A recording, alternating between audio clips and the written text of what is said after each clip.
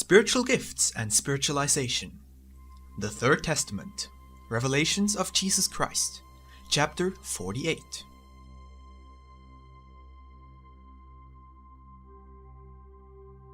The spiritual abilities of human beings. Thus saith the Lord. When this skeptical, incredulous, and materialist humanity finds itself faced with a divine manifestation, or what they call miracles, they instantly seek out explanations or evidence to demonstrate that there was no supernatural action, that there was no miracle.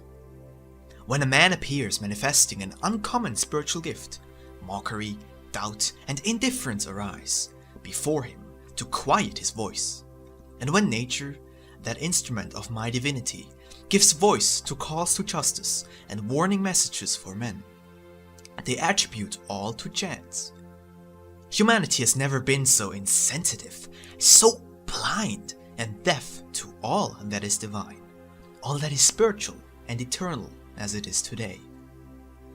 Millions of men call themselves Christian, but the majority of them do not know the doctrine of Christ.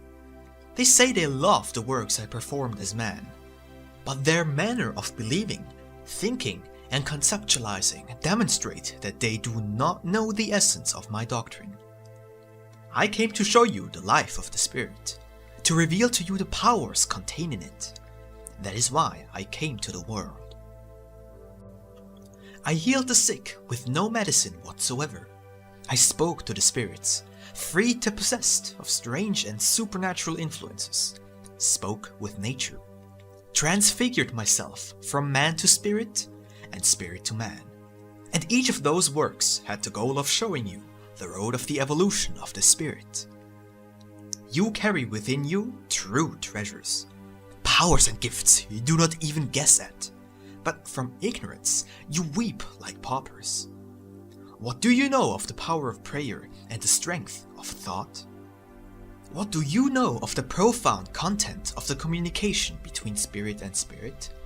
Nothing, you materialistic and carnal humanity. Spirituality is what I expect of the world.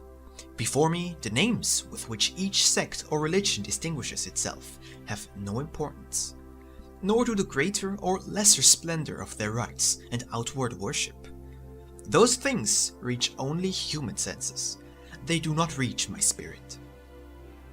I expect spirituality of men because it means the elevation of life, the ideal of perfection, the love of good, the worship of truth, the practice of charity, and harmony with oneself, which is harmony with others, and therefore with God. Spirituality does not mean mysticism, nor does it imply the performance of any rite, nor is it a form of external worship.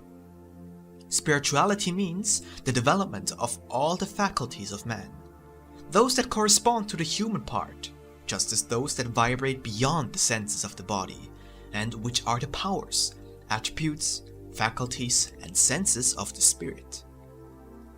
Spirituality is the fair and just application of all those gifts that man possesses. Spirituality is harmony with all that surrounds you. In that time I taught you the greatest virtue, which is charity. I inspired your hearts and sensitized your sentiments. Now I come to reveal to you all the gifts with which your spirit is endowed, so that you may develop them and apply them to doing charity among your fellow men. Knowledge of spiritual life will permit you to carry out works similar to those performed by your master. Remember what I told you, that upon developing your faculties, you would perform real prodigies. All of you possess the gifts of the Spirit, which are beginning to develop in this third era due to the evolution reached by the spirits. Intuition, foresight, revelation, prophecy, and inspiration are manifesting in a clear way among humanity, and it is this that proclaims the new era. It is the light of the Book of the Seven Seals, opened in this era to the 6th chapter. You who know the reason of these manifestations and the era in which you live, channel your gifts into the road of love. be always prepared to offer your charity, and you will always be in harmony with my law, and serve as an example for your brothers. Then you will be my disciples, and be recognized as such. When men love and know how to forgive, when humility exists in their hearts, and they have made the Spirit impose itself over the material, the flesh, the world, and the passions will no longer form the thick veil that prevents you from looking back or forward on the road. On the contrary, the material, spiritualized by the practice of my doctrine, shall be like a docile servant to the dictates of the conscience, instead of what it is now, an obstacle, a trap, a blindfold over the eyes of the Spirit. Intuition, which is clairvoyance, presentiment, and prophecy, clears the mind and makes the heart beat in response to the messages and voices it receives from the infinite.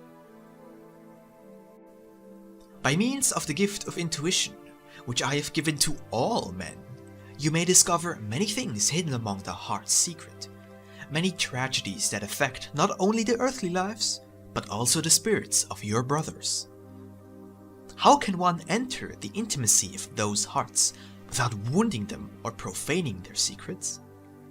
How can one discover the hidden pains that shadow the lives of our brothers? I have already told you.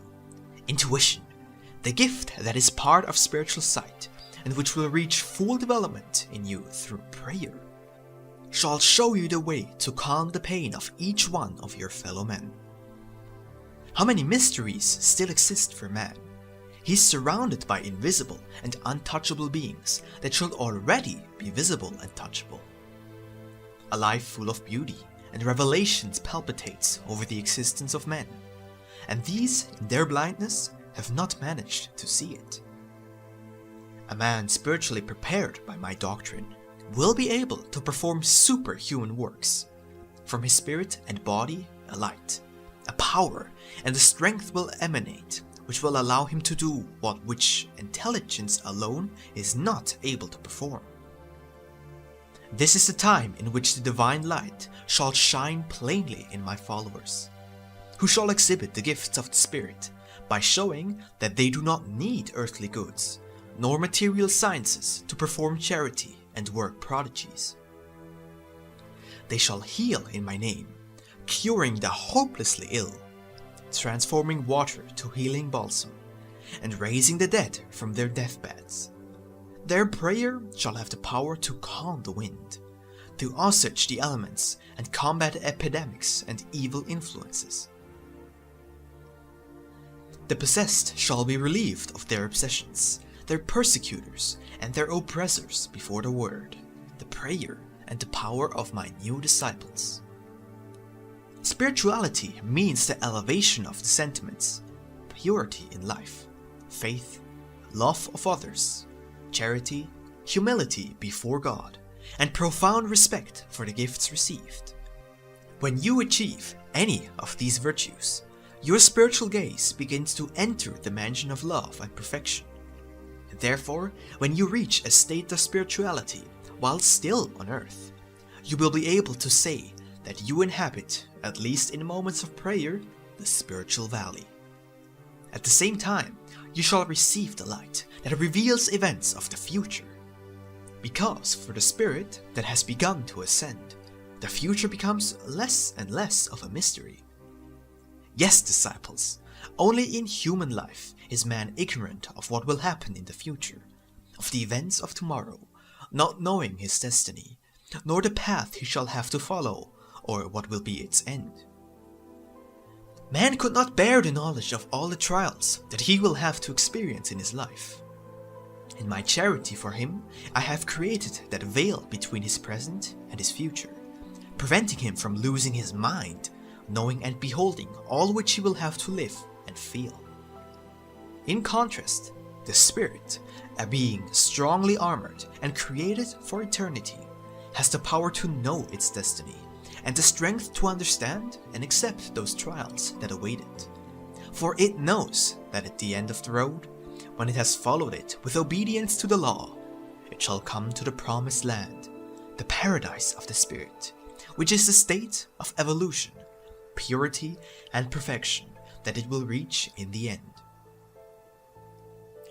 You cannot reach the level of spirituality of your master in order to know what your destiny holds and what the future offers you, but by means of your elevation, I shall make you sense the nearness of some events.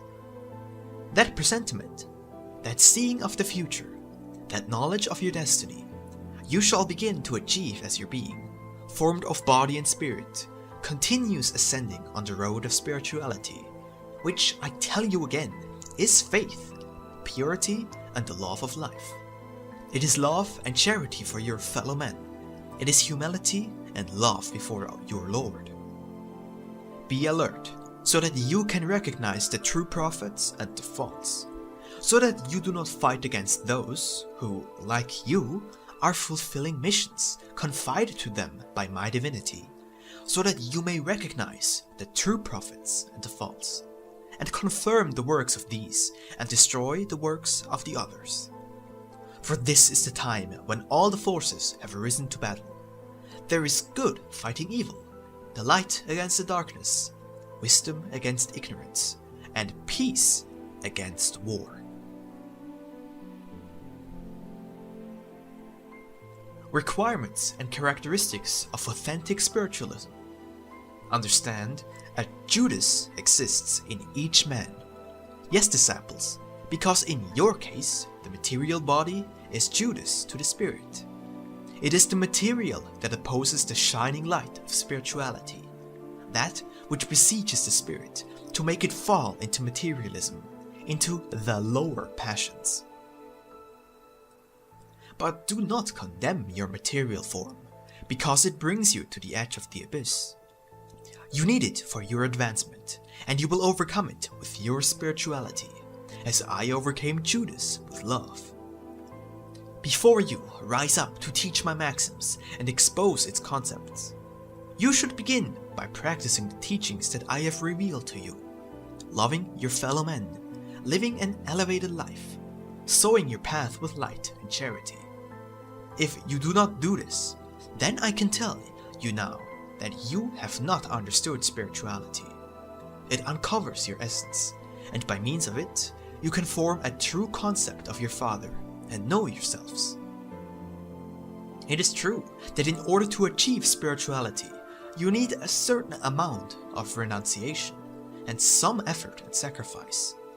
But if in you a yearning for elevation has awoken, if love has begun to vibrate in your being, or if the ideal of spiritualism has arisen in you, instead of sacrifices and self-denial, it will be a pleasure for you to cast off all that is useless, superfluous, or evil. Keep always in mind that before me you are all equal, that all of you had the same beginning, and that all bear the same purpose, though each destiny presents a different outward appearance. Never forget that all of you must come to me, which means that all, though in different ways, shall earn the merit necessary to reach the highest spiritual height. Therefore, never consider none to be inferior. Vanity should never sprout in the spiritualist. Rather should he be always accompanied by true modesty. His acts, therefore, instead of dazzling with false light, shall resound in the hearts of his brothers. The good sowers of spiritualism shall never be distinguished by the outward or the material. There shall be no habits, no insignia, nor any special manner of speaking for them. All their acts will be of simplicity and humility. If they are known for anything, it will be for their charity and spirituality. The true preachers of spiritualism shall not be noted by their floweriness of their language, but by the wisdom and simplicity of their words, but above all for the truth in their works and the goodness of their lives. Spirituality is clarity, simplicity, the worship of love, and the struggle to reach the perfection of the Spirit. The blessed effects of spirituality. By means of spirituality, a degree of elevation can be reached that permits man to conceive of ideas beyond that which his mind can imagine, and have power over the material.